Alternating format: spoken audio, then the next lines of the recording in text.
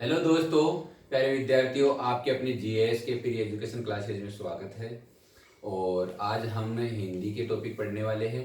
हिंदी के पहले भी हमने किए हैं दो चार टॉपिक और आगे मैं आप लोगों को सभी टॉपिक क्लियर करवाते जाऊंगा। तो आज का जो टॉपिक है वो संधि है। संधि लगभग सभी परीक्षाओं में संधि से संबंधित क्वेश्चन आंसर जरूर आते हैं। आप लोग ये मानो कोई सा भी कंपटीशन एग्जाम दे रहे हो या कहीं और कुछ भी परीक्षाएं दे रहे हो, उनमें हिंदी अगर आपके सब्जेक्ट है या हिंदी सामान्य हिंदी जो जोड़ी गई है सिलेबस में, तो उसमें संधि से प्रश्न पूछा ही पूछा जाता है। और प्रश्न में आप लोग कितने भी उदाहरण देख लो, आप लोग कहोगे सर हमने हिंदी में संधि पढ़ रहे थे तो संधि में 100 देख लिए, 200 देख लिए, 500 देख लिए, 1000 देख लिए। लेकिन एक बात याद रखो, जब तक कोई नियम को अच्छी तरह नहीं समझ लेगा और एक बार जो भी है उसमें क्या है, कौन सा नियम लगेगा, कैसे क्या परिवर्तन होगा, तब तक जब तक आप नहीं देखोगे समझोगे, तब तक भले कितने ही शब्द देखते जाओ संधि को अच्छे से नहीं कर पाओगे। क्योंकि फिर कोई नया शब्द आ जाएगा, नया शब्द पूछ लिया। जैसे आजकल क्या हो रहा है कंपटीशन एग्जाम्स में, क्या हो रहा है, कोई नया शब्द दे देते हैं। नया शब्द, अब जैसे नया शब्द सामने आता है आप लोग सोचोगे नया शब्द कहाँ से आ गया, इसमें कौन से। अगर संधि के नियम अच्छे से जानते हो और उनके जैसे विकार हुए उनको अच्छे से जानते हो तो तुरंत कर दोगे, और नहीं जान पाए तो वही गोल गोल वही वही रटा हुआ है, उसमें से तो आया नहीं और पता नहीं कहाँ से आ गया। तो आज मैं जो टॉपिक करने वाला हूँ वो समझा कर करवाने वाला हूँ, अच्छे से ध्यान से समझना। तो आज का जो टॉपिक है वो है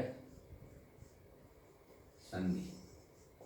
नाम से ही पता लग रहा है, संधि मेल मिलाप, दो आदमी मिलते हैं, दो राजाओं में संधि हुई, दो राजा मिले तो संधि, अर्थात दो का मेल ही संधि है। अब मेल क्या, दो वर्णों के मेल को संधि कहते हैं। दो आदमी मिले साहब, दो आदमी मिले, गले मिले, हाथ मिलाए, क्या किया उन्होंने, वो मिले, तो उनका मिलना जो है उसी प्रकार से दो वर्ण आपस में मिले। दो शब्द अलग अलग होंगे, दो शब्दों के दो वर्ण होंगे, पूरे पूरे शब्द तो मिलेंगे नहीं, और दो वर्ण होंगे, दो वर्ण आपस में मिलेंगे तो संधि होगी।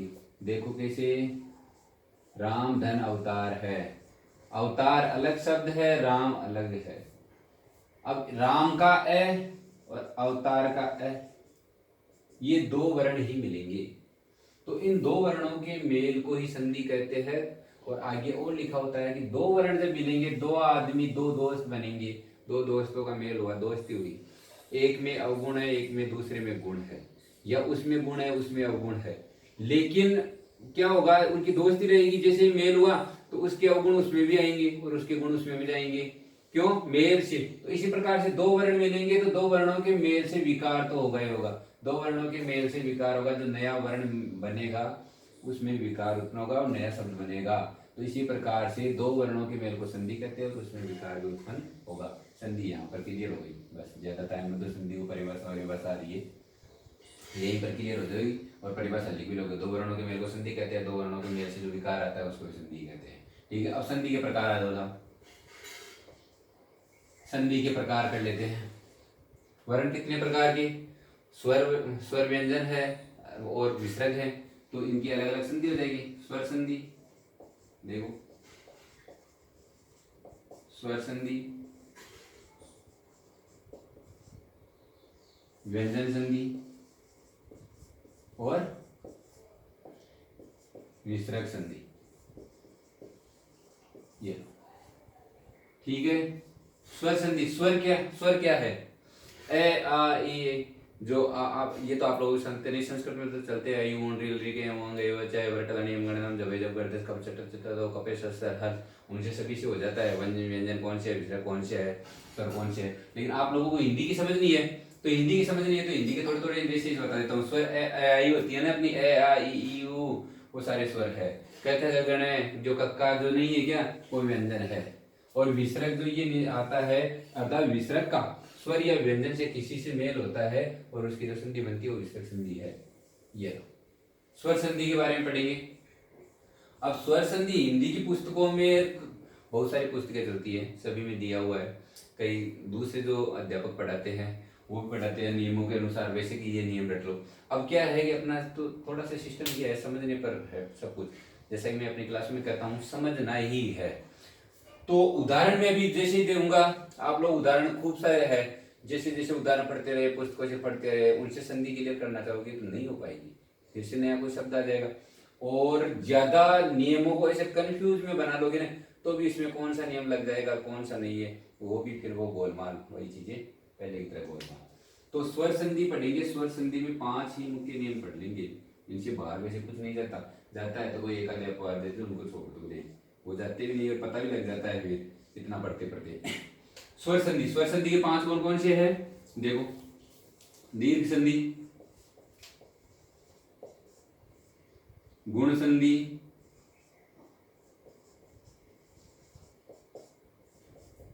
वर्धी संधि,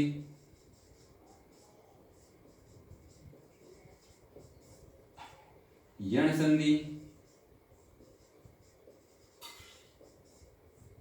और अयादि संधि। ये लो, इन 5 को अगर आप लोग अगर इन 5 नियमों को अच्छे से देख लिया तो स्वर संधि फतेह है। कैसे? दीर्घ संधि, ये देखो यहाँ इनमें एक बार जब ये पढ़ रहे हैं तो इनका कंफ्यूज मत रहना कि यहाँ व्यंजन भी आने वाले हैं, ककार विसर्ग ये नहीं आने वाले। अब स्वरों के मेल को देख रहे हैं तो स्वर ही देखो, सिर्फ अ आई, ये अ आई के ही मिलने वाले हैं। तो यहाँ दीर्घ संधि को पढ़ेंगे। दीर्घ संधि में क्या है कि समान वर्णों के मेल को, समान वर्णों के मेल को, मेल से जो संधि बनती है वही दीर्घ संधि बनती है। समान वर्ण कैसे? जैसे एर, आर, ईर, ईर, ऊर, ये जो नहीं है क्या, इनको तो एक एक इकाई मानेंगे। ये भाई छोटा है, ये बड़ा है, ये ऋस्व है, ये दीर्घ है, तो इनमें ये देखते जाओ, ये इनको एक एक इकाई मान लेते हैं। सामने भी इधर से ए है, आ है, जो भी है सामने ए आ दोनों कोई भी सभी वर्ण होगा तो उनका दीर्घ आ हो जाएगा। ई कोई सा भी है तो ई बड़ी, ऊ है तो बड़ा ऊ, ये नहीं समझी? अरे जिस दीर्घ संधि में दीर्घ ही हो जाता है, कब हो जाता है? तो दोनों वर्ण समान होते हैं। भले छोटा बड़ा हो सकता है वो बात अलग है, लेकिन दोनों वर्ण को हो तो वो हो सकते हैं। उधर अब देखो, उदाहरण छोटा सा ये नियम याद कर ले, समान वर्ण होंगे ना आई के तो वो दीर्घ हो जाएगा। अब इसको कैसे, उदाहरण से समझो। मानो आपने कर लिया पाठशाला, ये दोस्तों इसी प्रकार से आगे और कर लो, हरी ईश, ठीक है। इसी प्रकार से और रीका भी है तो रीका भी कर लो, जैसे पित्र ऋण, पित्र ऋण, मात्र ऋण, इसे थोड़ा समझ लेते हैं। मात्र ऋण देखो, पाठशाला यहाँ ठ में क्या है? ए, सा में क्या है? आ, ये लो सर, ए और आ क्या बनेगा? आ, तो ये बन गया पाठशाला। पाठशाला, विद्यालय, विद्यालय, शिवालय, ये सभी इसी के उदाहरण है। नियम अपने को पता था, समान वर्ण होंगे, समान वर्ण जहां मिलेंगे उसका दीर्घ हो जाएगा। ई है तो रीस बन गया, ये लो। री है यहाँ भी री तो पित्र रण, पित्रण, मात्रण, ऐसे बन जाएगा। ठीक है, दीर्घ संधि समझ में आ गई। समान वर्ण होंगे तो उसका दीर्घ वर्ण हो जाएगा और वही विकार कर देंगे, समझ लेंगे। पाठशाला, शिवालय, देवालय, ये इसी के उदाहरण है। हरीश, गिरीश, कवीश वगैरह है। पितृ ऋणम, मात्र ऋणम, ये सारे समान वर्ण होंगे और दीर्घ हो जाएगा। ये बताओ, दीर्घ संधि हो गई, कोई कंफ्यूज नहीं है। उदाहरण और देख लेंगे और क्लियर कर लेंगे, कोई कंफ्यूज नहीं है, नहीं है। गुण संधि, गुण संधि में क्या है? ए और आ परे रहते हैं, परे यानी पूर्व में है। अगर दो शब्द है, शब्दों में वर्ण तो होंगे ना, तो इधर वर्ण कौन से होंगे? ए और आ होंगे। और इस तरफ पे जो ई है, ऊ है और री जो है, री भी आता है, री संस्कृत में चलता है, इसमें कंफ्यूज मत हो आप। आधे गुणा सूत्र लगता है री को, वो होता है, ये छोड़ो, यहाँ तक ही आते हैं हिंदी में, इनको ही पूछते हैं तो इनको ही कर लो, ई ऊ री।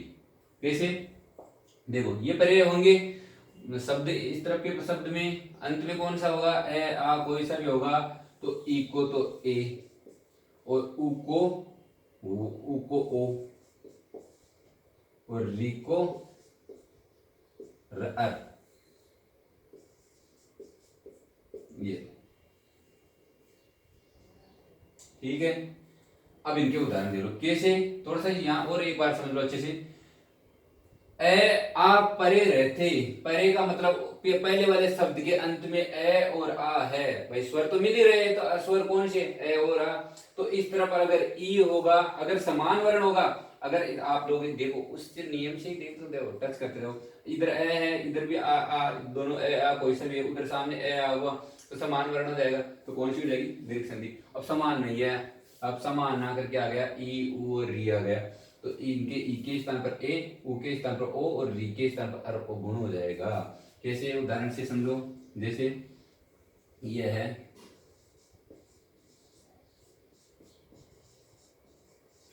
देवधन इंद्र, महाधन इंद्र, दो ले लिए। इसमें इसी प्रकार से पर धन उपकार, ठीक है। देवराज इंद्र, तो देव यहाँ देव और इंद्र, इंद्र तो पहले से। अब देखो इसमें ए और इसका ई, क्या बना, देवेंद्र। महाधन इंद्र, महान है इंद्र। अब देखो महा, इसमें क्या है, आ ई, महेंद्र। ये बिल्कुल सरल नियम समझ लो एक बार कि ए आ परे रहते, ई और ऊ को ए ओ और होता है। ऐसे ही रीका देखो, महाधन ऋषि है, देव धन ऋषि है, क्या है आ, और यहाँ री, क्या हो रहा है अर, ए तो वापस उसी में मिल जाएगा, देव वह देव है तो वह में ए निकला था, तो इसके स्थान पर देव हो गया, और फिर रे हो गया हलंत, और फिर ये अरे बनाई था, तो ये रे हलंत होने पर आधा हो गया, तो सी के इस पर चला जाएगा देवर्षि, और ऐसे ही महर्षि। समझ में आ गया। ए आ और परे रहते, ई ऊ और री को ए ओ अर होता है। ये रहे उदाहरण मिले पुस्तक में, और देख लेना, ठीक है। इसके बाद में है गुण संधि।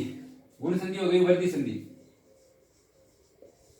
वर्दी में देखो, अब उसके बाद में ये तो पता लगेगा ए के बाद में ई ये, इसके बाद में अगर ए और ओ आ जाए, ये लो ए ओ आ जाए, तो उनका ये भले ये हो, ये भले ये हो, ये दोनों एक ही इकाई में निकालना था। ए आ ये तो छोटा बड़ा है, लेकिन वही चीज है। किसके बाद में ए और आ परे रहते, जैसे गुण में तो क्या हुआ था, ए आ परे रहते, ई ये आए थे तो उनको ये हो गए थे, और इसमें ए ये शेष रह गए, तो इनके स्थान पर क्या हो जाएगा, तो इनके स्थान पर वर्दी बड़ा हो जाएगा, ये हो जाएगा, इसके स्थान पर हो जाएगा। ये कैसे, ये है एक धन एक, क्या है ए और एक का एक, ये। अब ये नहीं कर सकते, ये मान लो जिसमें दो मात्राएं दिखे,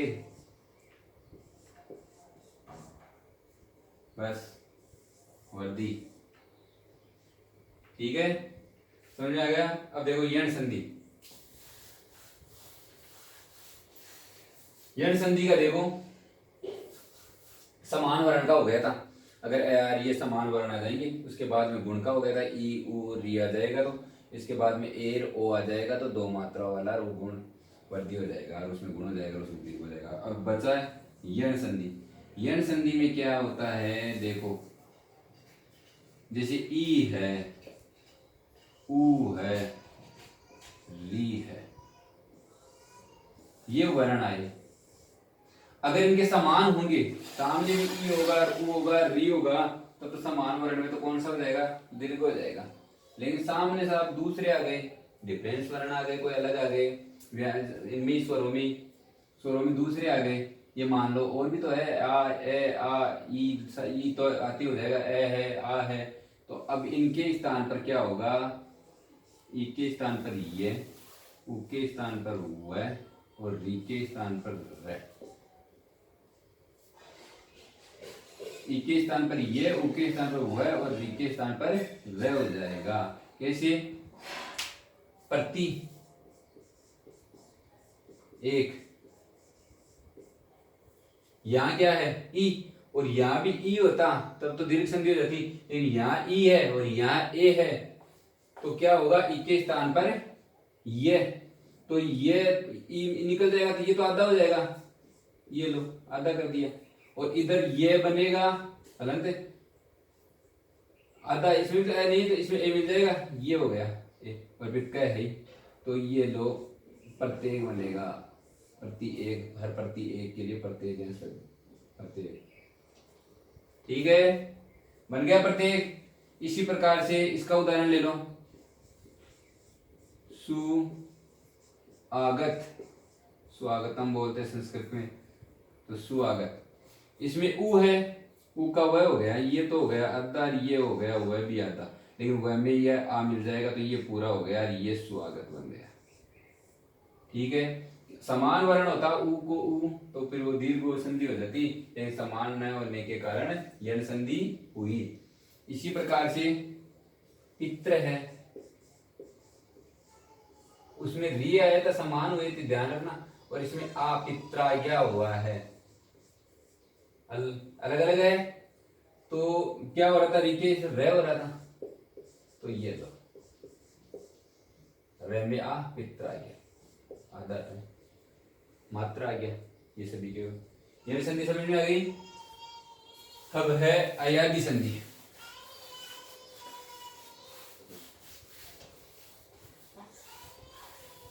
इसको हटा देते एक बार, ये एक साथ होगा भी नहीं, बड़ा वीडियो हो जाएगा, ये आगे समझाएंगे, पहले स्वर संधि कर लेते हैं। अयादि संधि देखो, अयादि संधि में संस्कृत में तो एक सूत्र चलता है एचो एवा या वह है, लेकिन आप लोगों को हिंदी में तो थोड़ा सा छोटा सा नियम बताना है, उसी को याद रखना है, वो भी है, लेकिन वो समझाऊंगा तो अभी टाइम उसमें लग जाएगा, संस्कृत वालों की समझ में आ जाता है, अब हिंदी वालों की समझ में नहीं आएगा थोड़ा सा, लेकिन फिर भी ये कर लेते हैं। देखो